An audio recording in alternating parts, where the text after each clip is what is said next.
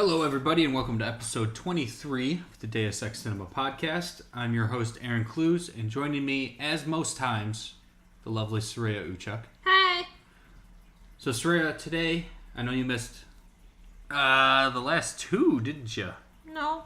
Yeah, because we did Endgame and then In Bruges. Yeah, I got a new job and it requires me to travel, so, you know. What a convenient excuse. The traveling porn star couldn't be here for the podcast. That $1,200 check, though, I mean, it makes Say your a finances. That $1,500 check, you know, that $2,000 check, you know. Yeah, it just accumulates, man. Anyway, Sureyya, we are talking about your third and final pick for the comedy rotation.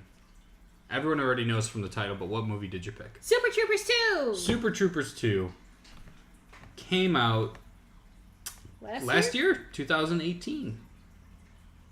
April 20th, actually. Oh, yeah, it did come out on 4/20. I remember that. Good God. We should have had this done on April 20th. Oh, no, we couldn't because April 20th was a Saturday. And that was the day before I left for Cali.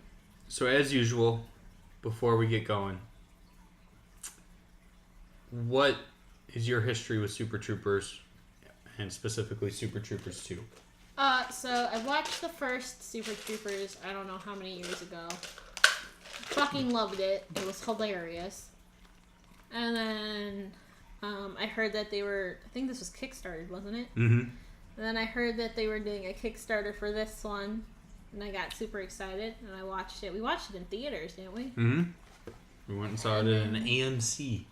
And then we watched, yeah. So I've seen this one twice. I've seen the first one multiple times. Mm-hmm. I own it on Blu-ray now. Yeah. Well, so for me, I don't know if I ever actually sat down and watched the first one all the way through. Yeah, you did. Except for when we did. I'm saying like long ago. Because I would always just catch bits and pieces on Comedy Central. A lot of this one is Slam and Salmon. Slam it? What? That's another Bad Lizard movie. But it's at like a high-end restaurant, and it all takes place during one afternoon, evening shift. And they're having like a contest or some shit. And I always kind of liked them, the Bad Lizard folks. You know, I always thought they were pretty funny. But then Super Troopers 2 came out. You were super excited, so I went and saw it with you. And I think personally, this is probably my favorite. Okay. I would say this one's definitely better than Super Troopers 1. Because you and I went back and watched Super Troopers 1 after 2 came out. Yeah. And it was a little rough going back to the first one for me. Yeah, same. This one definitely, I think. It's definitely a bit funnier. More. Yeah. Okay, so let's just jump straight into spoiler talk. I don't think anyone cares about spoilers for Super Troopers 2. Yeah, I mean, it's Super Troopers. But there's no endgame. In case anybody does. So, I want to start right at the beginning. I want to talk about the cold open. And I want to talk about your thoughts. On the cold open? On the cold open. Because it starts off, because at the end of Super Troopers 1, they get fired. They're like, station gets closed down or whatever. They're not cops anymore. At the end of Super Troopers 1? Well, in between Super Troopers 1 and Super Troopers 2. Yeah, because of we're talking the Fred Savage event. incident that got them all fired and their station shut down. Which, it seems weird that that's in here to me. Why? Because they could have just not... Because there's so much workaround, right? Of like how they get back into being highway patrol. But they didn't need to do that because they could have just not had them get fired because of the Fred Savage incident. What do you mean? I think you're wording it weird. Because in between Super Troopers 1 and Super Troopers 2, they all get fired. Because Fred Savage goes along. They bring it up throughout the movie. Yeah. Where they keep referencing some ride along with Fred Savage. Yeah. And I think it's a mid-credit scene. Yeah. Reveals that he went on a ride along and he like fell out of a tree rescuing a cat and died or something. I think he got hit by a fire truck or something. Yeah. Some stupid thing. But so then like the first like act of this movie is all like, okay, so you have the cold open where they're all in a band. Yeah. And they get pulled over by two cops. And we'll go back and talk about that later. And then it's all a dream sequence, you find out, of Rabbit. And Rabbit wakes up, and he's like, and they're all working construction. Yeah. And then, like, there's kind of this, like, meandering bullshit little plot that comes up where they're like, we needed ex-highwaymen to come up, and it's just so weird that they had, like, because they made a situation for themselves where they have to explain why they're cops again. Right? Mm-hmm. But they could have just kept them cops the whole time. Okay. Because at the end of Super Troopers 1, they were still cops. Yeah. So they could have just opened this one with like a little bit of shenanigans, and then they were like, hey, you're all getting transferred. Okay. And it would have been over like that. And then we could have just gotten right into it. Yeah. It's just weird. It's just a weird creative choice to me. I can see that. But all that was to say, what do you think about the cold open where they're a band and a tour bus getting chased by highway patrol? And they're 2 cameos.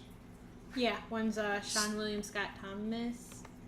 Yeah, I think it's just Sean William Scott. I don't know where that Thomas is coming from. I don't know either. And the other one's Damon Wayans Jr. I don't know who he is. I can't recall where he's from. He is from Let's Be Cops. Don't know that movie. Big Hero 6, The Other Guys. New Girl, I think, is his big show. Oh! Apparently he's also on Brooklyn Nine-Nine to some extent. He looks like he mostly does TV. Okay. I don't know why they chose him then. I mean, they got him Just a and cameo. Sean William Scott. Yeah, you know, they're both there. just both comedic actors that they're probably friends with. But I mean, fucking Rob Lowe's in this movie. Who cares? fucking Rob. It's all up in the air. So, what do you think of the cold open? I personally find it hilarious. Yeah. Yeah, I think it fits them pretty well to do something like that. Okay.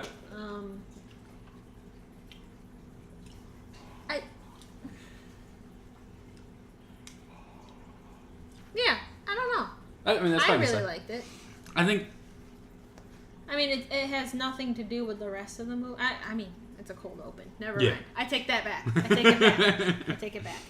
Well, and I think that when we're talking about, oh god, this was directed by Thorny. Yeah. I didn't know that.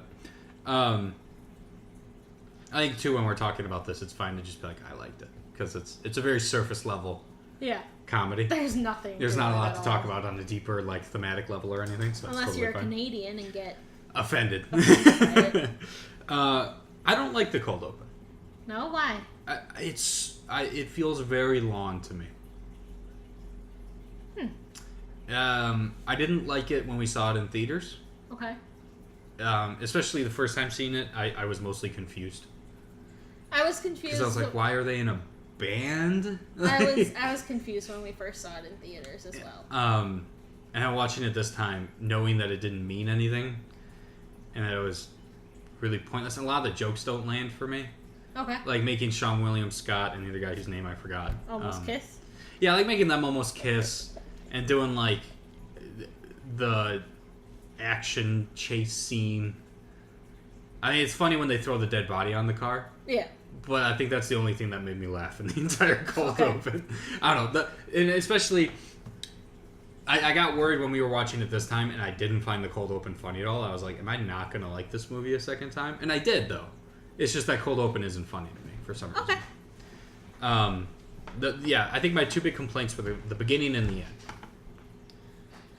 The end. Yes. Because the end with the sawmill, and there's the shootout. Yeah. I was so bored. I mean, it's not a very actiony shootout. Yeah, and I don't understand why, like, the comedies like this feel a need to have the action set piece at the end. I feel like that kind of hints towards, like, I haven't seen a lot of police movies, but I feel like it's sort of taking the piss out of those sorts of cop movies. I guess. I just feel like maybe they're doing it because a lot of cop movies have big shootouts at the end normally. Yeah. So they're just taking a page from that kind of book. No, that would make sense. I don't know, especially, I don't know if you caught it, but there were extra muzzle flashes No. when they had the AK-47s. It would do I don't like even know what muzzle flashes are. where like there's the flash on the end of the barrel of the gun okay. when the bullet gets shot. There would be like 2 flashes and then like 1 bullet sound, or 2 bullet sounds and 1 flash. Like they were horribly out of sync during the entire thing. I don't think people are paying attention. Even with to the that, pistol, they'd shoot like 7 rounds and there'd be like 5 bullet sounds or gunshot sounds. I did not. No. It was just weird. I don't know. It stuck out to me. Which again, it doesn't matter because it's Super Troopers, so who really cares? But it just stuck out to me. Okay. I don't know. Did you have any notes? Anything you wanted to talk about? No, I stopped doing that. I'm not very observant in movies. No, you're fine. Every time I watch a movie, I watch it like the first time. I'm watching it for the first time. So, and then usually when I try to start dissecting the movie, I start missing stuff anyways. So it just doesn't work for me. Yeah, no, that's totally fair. To look for stuff. So I will say though. Yeah. This movie has great Canadian jokes. I love the Canadian jokes in it. Well, let's talk about. They hit that. Let's talk about that a bit. Let's talk about the jokes. Okay. Were there any that really struck you? Because I think this movie's really funny. Were there any in particular that stuck out to you? I had a few. I like the joke where they're impersonating the Mounties and they're just saying chicken cordon bleu. And they're pretend. Yeah. Pretend to speak French. I didn't realize the first time we watched that they were just saying French-sounding words like that. Yeah. And then I started picking up on it. Yeah, it's all just like gibberish and then French word that is used in English sometimes. Yeah, that whole sequence is really funny. I also really liked the joke with Farva swallowing the M&Ms. Why? The green ones make me hard. it's just so weird. I feel and then chews on the pills. Who the fuck chews on pills? Well, and especially because when he first is doing the M&Ms, it's like they don't acknowledge it right away. And he's just swallowing M&Ms, and you're like, is he fucking swallowing M&Ms? And then the character says it. So I liked how that one was done. And almost when he chews the pill, then the muscle relaxing, and he I can't remember what he says. He says something like, "I'm a weird guy" or something. I can't remember. It made me think of the SpongeBob episode where Patrick says the inner machinations of my mind are an enigma. I can't remember what episode that's from, but he stares straight at the camera and he says something weird, and then he's just like, the inner machinations of my mind are an enigma. I don't remember. I have a faint remembrance of what episode that is, but I can't remember. I'll see if I can find it real quick. Is that the imagination box? No. Inner workings of my mind are an enigma. Oh, it's the one with the secret box. Oh my god! Yeah, I love that episode. Yeah, because it's after SpongeBob sees that it's just a string, and Patrick turns away and he's like, "The inner workings of my mind are an enigma." Oh my god. Not really relevant in any way, but it made me think of that. So one of the other things. Oh, well, any other jokes? Any other jokes that stood out is really funny to you? I had one and then I lost track. Lost my stream of thought because you brought up SpongeBob and I apologize. Oh, I love the Danny DeVito bit. Oh, yeah, that one. That one's a good one. He's getting so pissed off. He's just fucking with him about Danny DeVito's roles each being a different person. The Penguin. That was so good.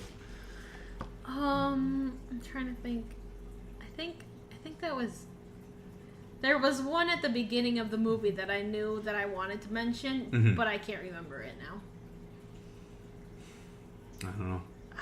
Fuck. I did like the AK-48s. They're like, why is it an AK-48? And he said, because it... one extra bullet. Just so stupid. Such a basic way, but it's hilarious.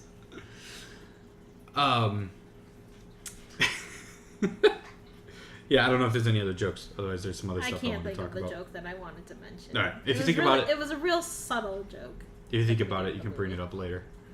So one of the things that I thought was interesting with this, though, that we could talk about is this was sort of a one in a very long line of late sequels that have come out in the past couple years. Yes. You know, you had the Ghostbusters movie. You had Super Troopers. Ghostbusters was a sequel? Well, it's a soft reboot. Like, it technically kind of happened in this... But not... I mean, I would call it the long sequel just because it was, like, 15 years since we had a Ghostbusters movie. And they're like, we need another one now. I guess. Like, that sort of phenomenon. Maybe not Ghostbusters specifically, but there's been a lot of those lately. You know? I'm trying to think. Yeah, I'm drawing a blank now, which makes me look like an idiot. But, How to Train Your Dragon. well, that's been going though. I mean, for a real sequel, though? Like Karate Kid got one. What? Karate Kid got one? Yeah. When did that come out? Well, that's a YouTube. It's like a YouTube Oh, is that series the Cobra Kai one? Yeah.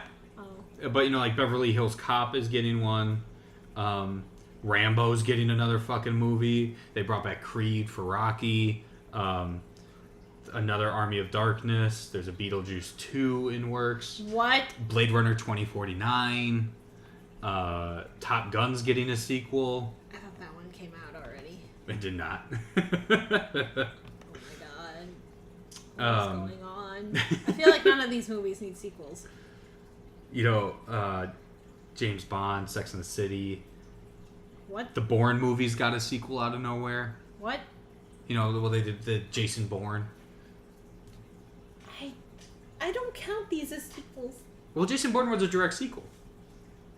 It's a direct sequel? Yeah. Direct sequel? Yeah, it takes place in the timeline of the Bourne movies. I don't know. All of those were sequels. They have the same characters and the same plot. I don't know. What's the definition of a sequel? It's just a movie that takes place afterwards. Okay, maybe I think you're getting a little too bent up on the word sequel. Let's just call it late installments to a franchise. Okay, fine. All right. That works for me. You know? That's better. And the thing I want to talk about is I was curious what your thoughts were as to why this one works. Because it's 17 years after the original. 17? I'm pretty sure the first one came out in 2001. Holy fuck. Came out in 2001. So they made... Oh, that's 18 years. No, 17. Never mind. You know, so they made a small comedy movie that kind of became a cult hit. And then 17 years later, we're like, all right, let's do it again. Yeah. You know, Bill and Ted's coming back. That's another one. Oh, Boom. that is... Yeah.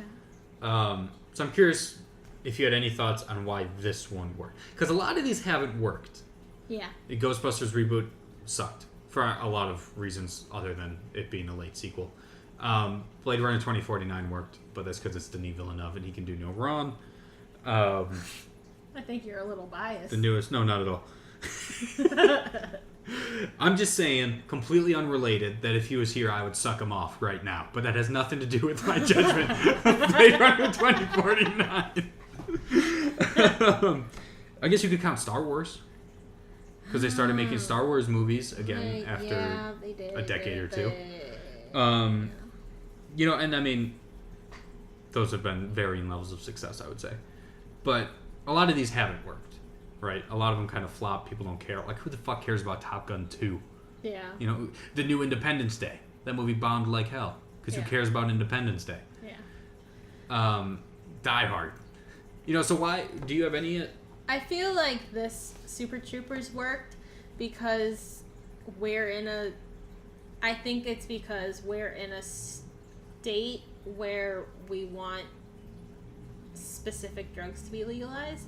And that's, like, basically the foundation of Super Troopers 1. It's just, like, the consumption of drugs and alcohol and stuff. You know what I mean? Yeah. Do you understand? Yeah, I get where you're coming from. I feel like... Do you think that really applies to Super Troopers 2, though? I mean, there's a lot of drugs in it. Not a lot of weed. There's one scene. There's the one scene where they all drop the pill. I mean, it's a hilarious scene. It's a very funny scene.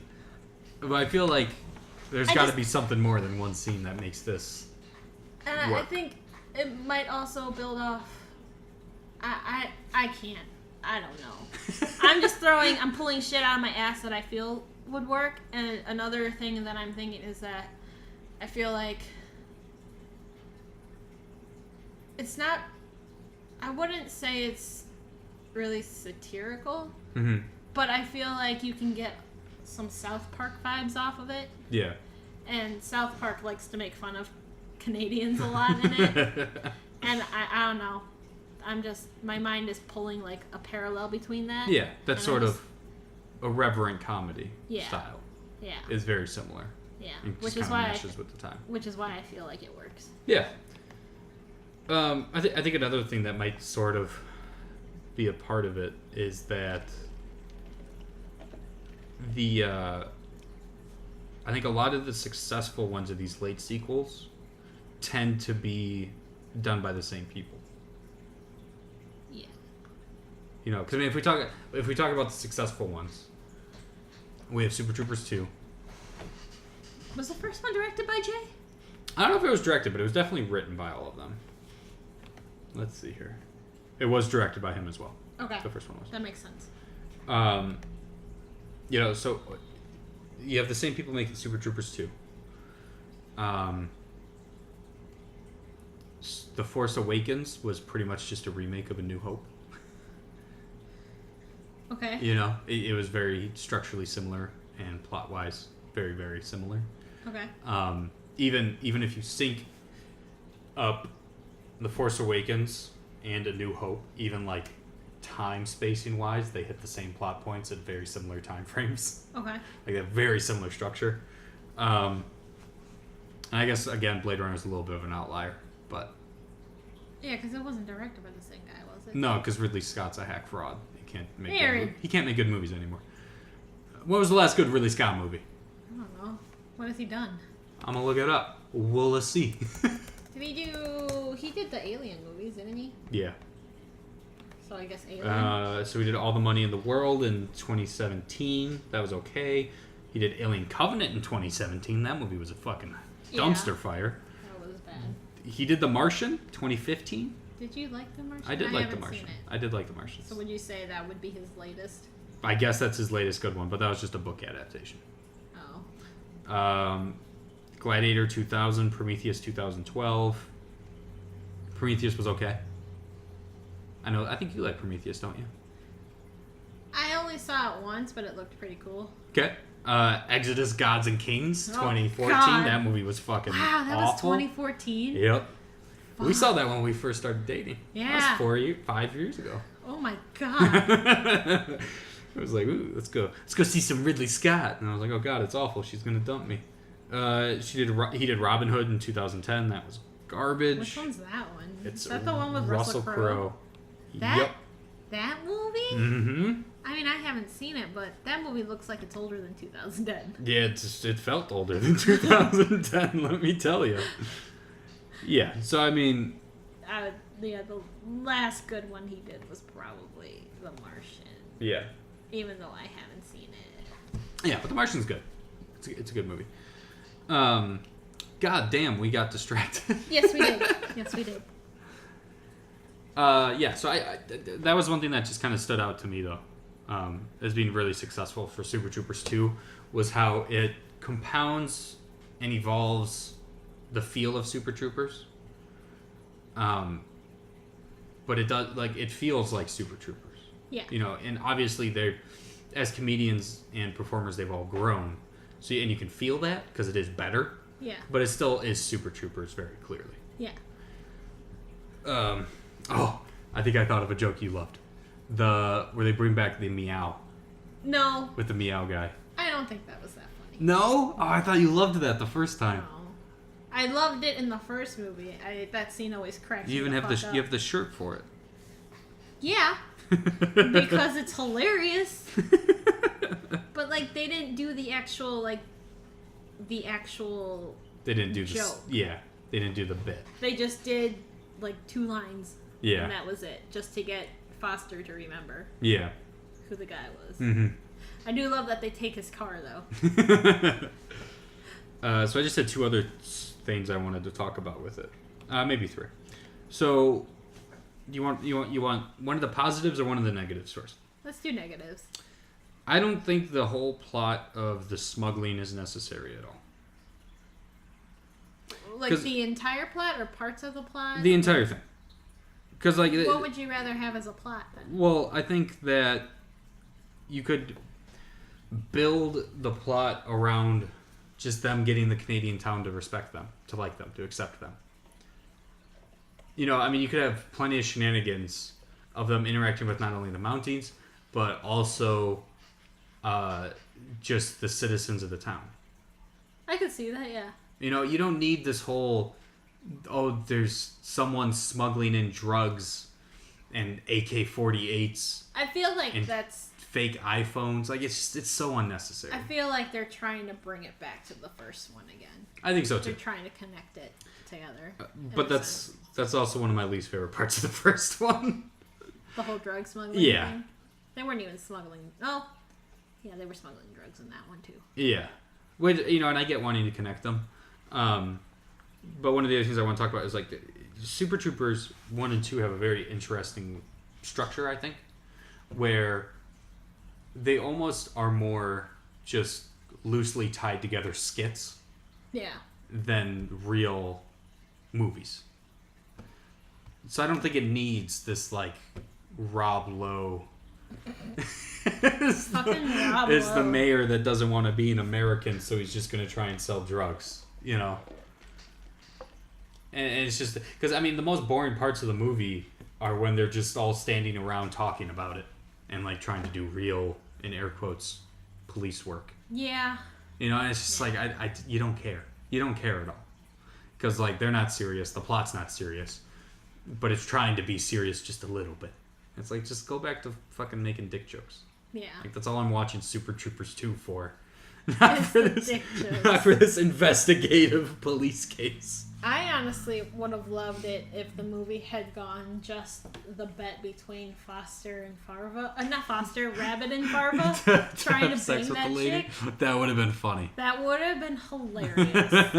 But I mean, that's what you could totally do. You know, everyone else is trying to get the town on their side, dealing with the Mounties that don't like them. Yeah. And Rabbit and Farva keep fucking things up because they're both trying to get laid. Yeah. You know, and then neither one of them ends up with her in the end, and it's fine. Oh, that's what it was. That's what I found. I figured out the joke that I wanted to do, or that I wanted to mention. What? It was the joke where the bear is in the station and they're asking if Rabbit should go out and fuck the bear as a distraction, as like a call to the joke he did in the first one, where he dresses up as the hillbilly dude and he wears the bear costume and fucks it. I completely missed that reference. Yeah. Yeah, okay. Yeah, that didn't click for me. That is funny. Yeah. That's a really good callback. Wow, look at you picking up the subtleties. I can do it just a little bit. Not a lot, but it's there. It's almost like you're a Super Troopers fan or something. I know, right? So the other thing, the last point that I had was that I really, really like the plot hook for this movie. What's the plot hook? Just the whole concept of that the U.S.-Canada border was incorrectly drawn. So it's actually a little bit higher above Vermont, and so now this Canadian town is going to be American. Yeah. I just think that's perfect for a comedy. Like, it's so funny and original. You know, it's just barely makes sense at all, and they completely don't explain anything because they don't have to. Yeah. And it's just like, you just accept it because like, yeah, it's going to become America. Fuck off. Yeah. that's the plot. That's actually really good. Yeah, I was very surprised by how well it was used, and it was really funny. Especially when they're describing it, and they're like, in what's going to become their station. It's like Vermont's a straight line, and then they have like the layover, and it's like all rocky. And they're like, yeah, and there's just one town right here, and that's in America now. Oh my god. So I really like that. That would fucking suck. Yeah, that'd be crazy. It'd really mess things up. Yeah, it would. Because then they'd have to switch over. They were switching over the signs. They'd have to switch over to the fucking... Yeah, they're switching all the signs from kilometers per hour to miles per hour. Yeah, what's their... They're the metric system. What the fuck are we? Imperial system. Yep. Okay. That's what we call it. but we're the only ones that use it. Because we can't. Actually, that's not a lie. There's like 2 other countries that use it. 2 other countries out of how many countries that use use the kilometers or the fucking metric system? There's 3 countries: USA, Burma, and Liberia. Every other country uses the metric system. So 2 of those aren't countries. Racist. I'm not saying I'm racist. I'm just saying that they're not big, fancy countries like the U.S. is, you know? Anything else you want to talk about?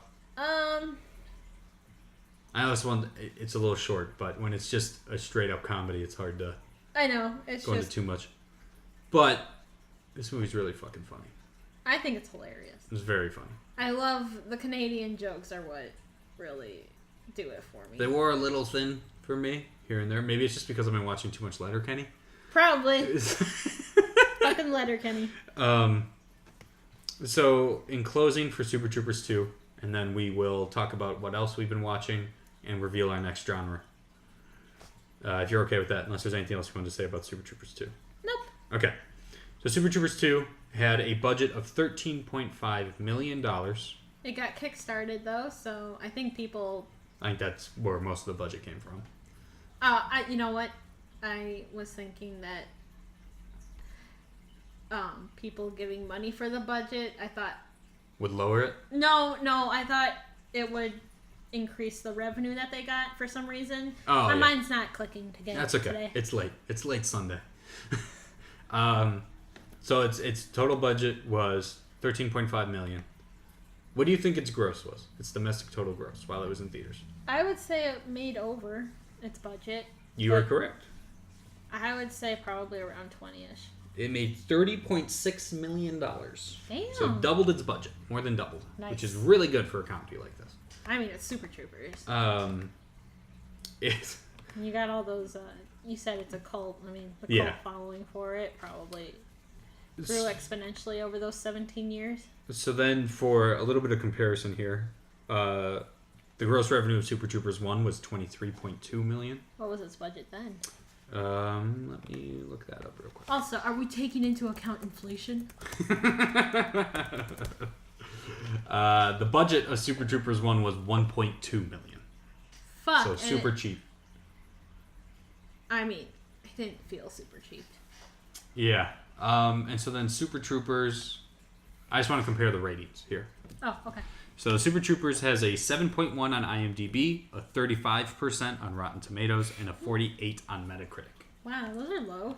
Super Troopers 2 has a 6.1 on IMDb, a 33% on Rotten Tomatoes, and a 41 on Metacritic. So it's about the same in Metacritic Just a little and Rotten bit. Tomatoes. Just a little bit lower. Just every single one went down a little bit, which I think is crazy. I think the first one's much funnier. The second one, you mean? Yes, correct. Sorry. The second one's much funnier. I would agree. I think comedies pleasing critics is tough in a lot of ways. Yeah. I think especially nowadays when there's not a lot of other comedies like Super Troopers out there. Yeah. Where it is, that like it's not big bombastic laughs. There's not really much slapstick humor, which is really coming back with like Melissa McCarthy and like you look at like Hangover and then Super Troopers, and you can definitely see how things have changed over time. But if you like Super Troopers 1, I think you'll love Super Troopers 2. I feel like Super Troopers does their jokes in a way that's smarter than like The Hangover. Where The Hangover, it's more just I don't know how to describe it. The jokes in Super Troopers are definitely more like dialogue based. I almost want to say they're kind of closer to South Park comedy. Yeah. Than like Hangover comedy. Mm-hmm. So I feel like there's a specific audience for that kind of thing. I think so. Definitely. So, Sureyya, what would you rate Super Troopers 2? I'd give it like a 7.5. Okay. I'd probably go 6. Okay. Yeah. It's just a funny comedy. Yeah.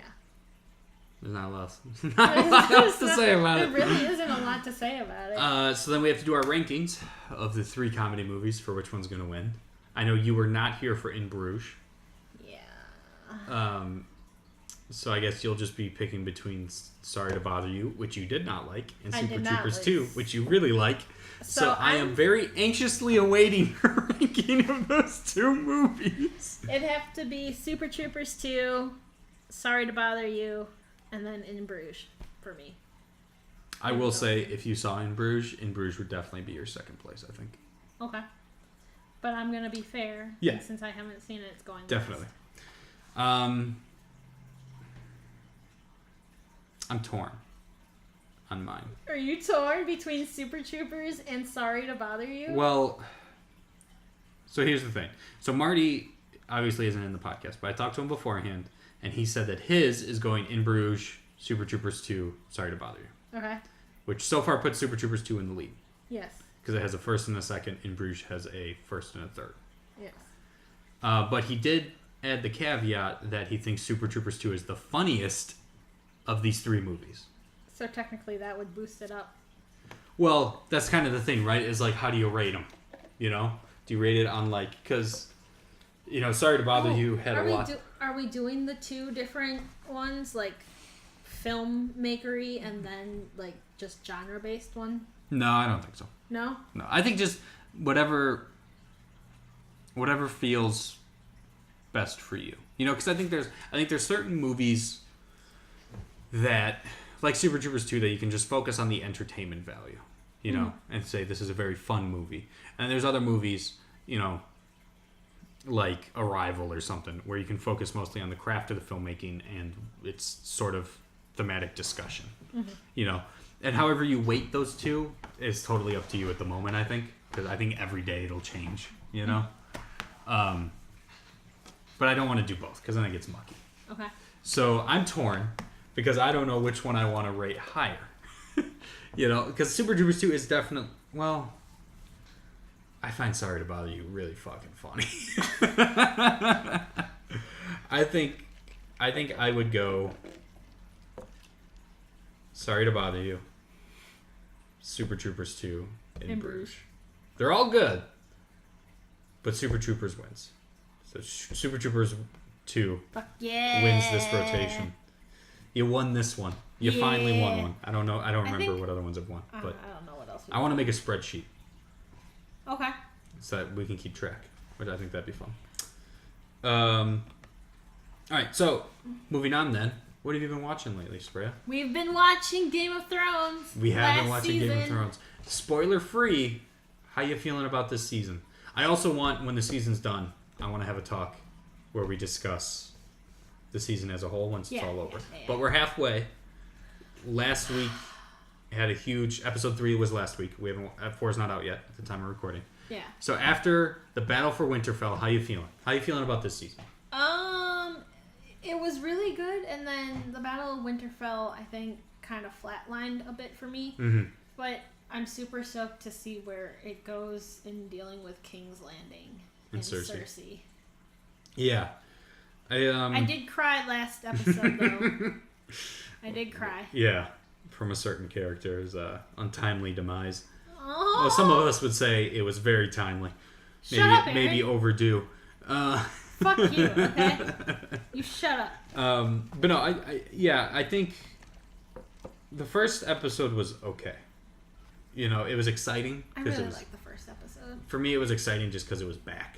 Yeah. You know, it was like, oh, Yeah. Game of Thrones, it's back. Let's go. When it first came out, everyone around me was talking about how it was really boring. But I mean, that's just because it was setting everything up. Yeah, I didn't think the first episode. I definitely wouldn't call it boring. People were saying it was boring. And people are stupid. And then I loved the second episode. I also really liked it was the second slow. episode. It was just character interactions. It was really interesting to see how they all interacted in the And dynamics. that was the one that you were excited for me to watch, right? Yes, Yes. because of the love scene. Yes. Because I knew you would love that because you've been shipping them together since those two characters met. Yeah. And then Battle of Winterfell, for me, I get all the complaints. It was so dark. It was definitely way too dark, but I think a lot of that's just the compression of it being a TV show and streaming, you know? I guess. but it was way too dark, and then I know there's a lot of complaints of not enough people dying. Yeah. Which it felt at points it felt like there was definite plot armor going on. What do you mean by plot? Where like they should have died, but the only reason they didn't is because the writers didn't want them to. Oh. But I'm fine with there not being a lot of deaths. I just wish that they hadn't shot it in a way where it looked like people should have been dying. Yeah. I mean, there was multiple points where like main characters would get toppled over and they'd have 4 or 5 people on them, and you don't see them, and then later they're just fine. Yeah. And I think that was the real mistake on that part. Yeah. I feel like this episode shouldn't have been. It feels like it could have been a much longer episode. I feel like they had too much that they wanted to do for this specific one, but within that hour and a half that they did, it should have been at least like a full feature 2-hour film. Oh, I mean, I would have hated that. I was dreading the Battle of Winterfell because the battles are usually my least favorite part. Okay. And it being an hour and 20 minutes of just fighting, it was a little slow at parts for me. You know, like it's just when there's that much fighting, it's difficult for me to stay invested. Okay. I feel like they wanted a lot more to do in this one. Yeah. But they gave themselves such a little time constraint. Yeah. I mean, they could have even tacked on part of this, like left it at a cliffhanger. Like, that's hard to do though when you only have 6 episodes. I know, which is why I feel like they shouldn't have done 6 episodes. Yeah. They should have done at least 7 if they wanted to squeeze so much drama into one episode. Yeah. And keep us on suspense for that much. Yeah. They definitely shot themselves in the foot, which is how they're going about this season. Yeah. I really wish they had extended it to just normal season length. Yeah. Or even just like 7 episodes would have been better, because then you wouldn't have tried. I feel like I'm going back to the same point, but I feel like they just tried to shove too much into one episode. Definitely. And it also felt like it had a bit of a problem, what I've been calling the Last Jedi problem, where they're too scared to do something? No, where it cares too much about subverting expectations. Oh. It wants to subvert expectations, and it's willing to sacrifice sense and thematic consistency. Yeah. Just to surprise you. Are we talking about Arya? Yeah, I mean, there's the Arya stuff, the stuff in the crypt, a little bit.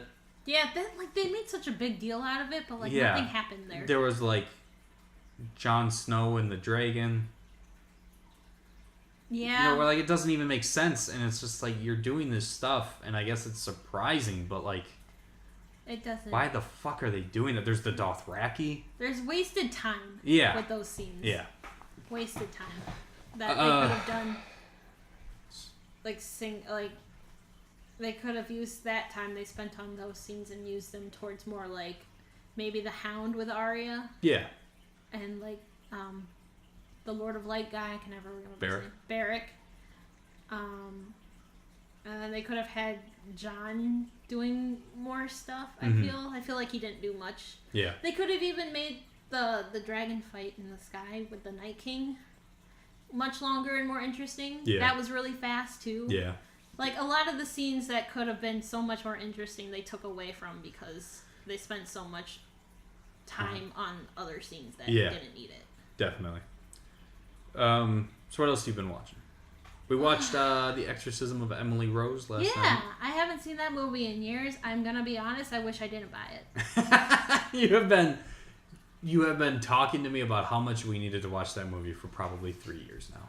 It was so good when I first saw it when I was younger. I don't remember the last time I watched it, but I remember it being so much scarier and so much better. It is a courtroom drama selling itself as a horror movie. I mean, it's not your typical exorcism movie, I feel, though. I was once I got into the exorcism stuff, but leading up to that, it wasn't. I mean, if you compare The Exorcism of Emily Rose to something like The Conjuring or... The Exorcism? No. You mean The Exorcist? Yeah, that's what I meant. Wow. Nah. Well, but I mean, if you compare this movie to all the other exorcism movies that have been coming out lately, this one I feel does it better than everything else. Because I mean, spoiler alert: the girl that they do the exorcism for dies. That's not really a spoiler. That's established in the first 5 minutes of the movie. So. Well, okay, yeah, I guess. I'm just saying that's not a spoiler, so you're fine. Fine. You know, I mean, the whole conceit of the movie is based around you knowing that she dies right away at the beginning. True. Okay. So that's not a spoiler. It's. I feel like it's not your typical exorcism movie. Yeah, definitely not. I feel like it doesn't focus so much on the exorcism, like a lot. I don't know. No, I get what you're saying. It's based around an exorcism, but that's not the focus. Yeah. Because most of it is legitimately a courtroom drama. Yeah. And then all the horror stuff is flashbacks for the most part. Yeah, and I remember those flashbacks being longer. Yeah. And more detailed than when we watched it. I was honestly super bored. You know what it almost reminds me of? What? Is that why you kept asking if I was bored? Yeah. It's because you were bored? Yeah. It reminded me of The Reader, where that was a courtroom drama calling itself a romance. Yeah. I had high hopes for that movie, too. Well, and I don't think that idea is inherently bad. I think it's just... You're kind of... When you make a movie like that, you're kind of stacking the deck against yourself. Because anybody who's going to watch a movie called The Exorcism of Emily Rose isn't going to want to watch a fucking courtroom drama. Yeah. You know, that's not what they're there for. They're not going to give a shit about this lawyer trying to piece together a defense for a priest who's getting charged with negligent manslaughter. Yeah. And now I'm worried that The Fourth Kind isn't going to be as good as I remember. Well, we'll report back next week, won't we? Maybe, if we watch it before then. We won't be. Probably not, because I'm gone. Oh, yeah. This week. I'll watch it without you, don't worry. No! I think that's all we've watched. We've been watching some Letterkenny. I mean, I watched some HBO. We have HBO now because of Game of Thrones, and I've been watching a few. Oh, yeah, you tried a couple shows. You tried Westworld. What did you think of Westworld? You watched one episode, right? Yeah. Yeah. What did you think of that? It's definitely different. Mm-hmm. And I really like the idea of it. Mm-hmm. I'm not a huge Western fan, so I feel like it's not connecting with me on that level. Mm-hmm. You're also not the biggest sci-fi person. I feel like I float between being a sci-fi person. What sci-fi stuff you like? Doctor Who. Firefly. Touche. So I mean, Mass Effect. Mass Effect. I mean, I feel... You're a huge Star Wars fan. Fuck off, man. Fuck off. Love you too. I hate Star Wars. I'm sorry, everyone, but I can't wait for our 3 Star Wars episodes. I don't know if I'm going to be in those. Yeah. I don't want to be in those. I'm trying to find a way for you to not have to be in them. Because I'm going to hate everything. Yeah. I'm trying to find a way for you. I'm trying. But yeah, so I tried Westworld. I thought it was okay. I don't know if I'm going to give it another chance. Mm-hmm. I feel like I should. Mm-hmm. And then I tried Gentleman Jack. Gentleman Jack. Which is kind of a Victorian era. Much more up your alley. Yeah, I fucking love Victorian era shows. And this one seemed... It's a weird take because it's about a lesbian... it's about a lesbian basically doing everything that a man should be doing in this time period. A lesbian that looks like Adrian Brody. She doesn't look like Adrian Brody. Am I thinking of the right guy? I don't think I am. Her name is Ann Lister. She looks like... Yeah, not Adrian Brody. Oh, she does look like someone, though. I know. It's been bugging me ever since you watched it. Oh, okay, he's in this. I thought she Steve looked like... Coogan. Let me see Steve Coogan. She looks like Steve Coogan. Look at that picture right there. And what does she look like? Can you show me a picture of her? What's her name? Her name is Ann Lister. I don't know her actual actress name. I thought she kind of looked like Frances McDormand for a little bit. Because she's got more of that masculine face structure. But she looks like Steve Coogan. Does she really look like Steve She looks like fucking Steve Coogan. Don't give me the whiskey.